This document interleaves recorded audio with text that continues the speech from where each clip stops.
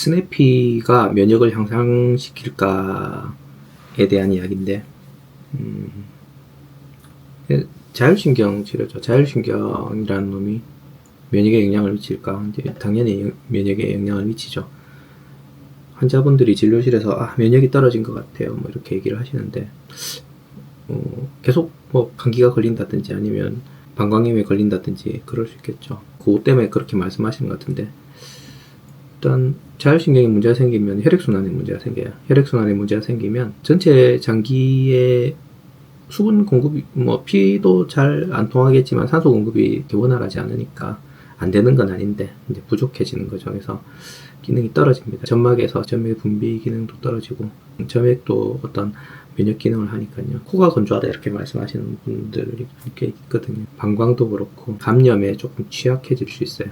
저는 이제 면역력이라고 하는 게 우리 몸을 지켜주는 경찰이나 군인 세포들, 여러 가지 면역 세포들의 질과 양이 중요하고 혈액순환도 중요하다고 생각을 합니다. 혈액순환이 안 되면 면역이 떨어집니다. 염증 반응도 떨어지죠. 자율신경증이 생기면 부신기능이 떨어진다는 말이니까, 부신기능이 떨어지면 염증 조절이 안 되니까 몸에서 쓸데없이 에너지를 소모하게 되죠.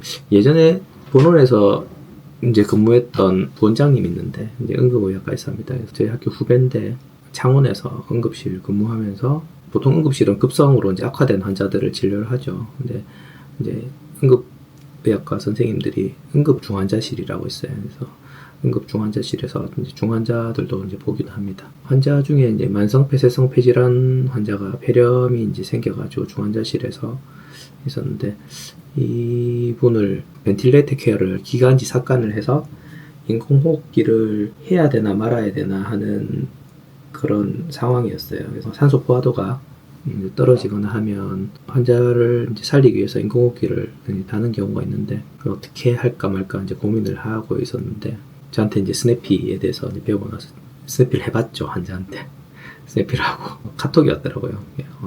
형님 스내피를 해줬는데 그 다음날 신기하게도 가슴 사진이 극적으로 좋아져가지고 일반병실로 환자를 옮겼습니다. 이렇게 얘기를 하더라고요. 카톡으로 굉장히 본인도 이제 너무 고무가 돼가지고 너무 놀래서 이제 카톡이 왔었는데, 만성폐쇄성 폐질환 환자가 이제 폐렴이 오게 되면 굉장히 예후가 안 좋죠. 폐 자체가 많이 부서진 환자들이기 때문에 정상적인 폐 조직이 아니니까 면역 세포들의 수도 떨어져 있고요. 폐 기관지, 점막이나 이런데. 그래서 폐렴이 잘 오고 위험합니다. 안 그래도 폐쇄성 폐질환이 있으신 분들은 숨을 쉬어도 산소, 이산화탄소, 가스 교환이 잘 안 되니까 숨이 찬데, 거기다 이제 폐렴까지 오게 되면 더 이제 숨이 차게 되는 거죠. 하여튼 스내피하고 엄청나게 빨리 이제 회복이 됐죠. 이런 경우를 자주 보는데, 독감이나 뭐 이런 감기도 결국은 두경부 쪽으로 이제 순환이 안 되면 코 점막이나 인두 후두 쪽의 점막에 면역이 떨어져요. 감염이 잘 되고, 뭐 편도염을 자주 앓는다 이런 분들 다 마찬가지고요. 스내피 해드리면 좀 빨리 회복이 돼요. 외래에서 이제 제가 감기 환자 스내피 해준다 그러면 이게 뭐냐 뭐 이렇게 이제 말씀하시기도 하는데, 확실히 좋아지는 게 보이고요. 그 다음에 저 같은 경우는 독감 환자가 왔는데 수액하고 이제 해열제 치료를 해도 열이 안 떨어져요. 보통 환자가 열이 떨어지면 땀이 이제 축 나면서 열이 떨어지거든요. 근데 이분도 열이 안 떨어져서 가기 전에 이제 잠깐 들어오시라 그래가지고 이제 스내피를 해드렸죠. 스내피 딱 하니까.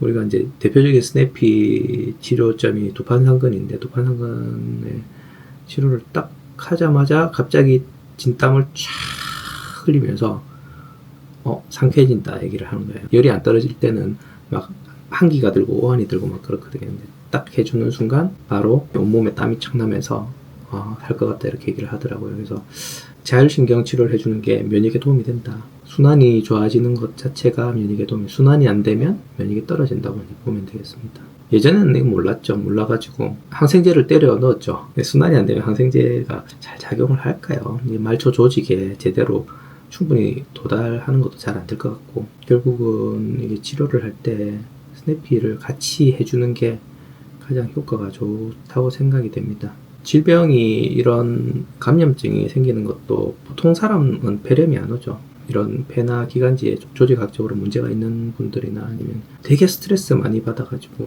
과로하거나 이런 분들이 면역이 떨어져가지고 폐렴이 생기는 거지, 일반 사람들은 폐렴이 잘 안 생깁니다. 환자분들이 폐렴 예방접종 맞으러 오시기도 하는데 결국은 평소에 몸 관리가 중요하죠.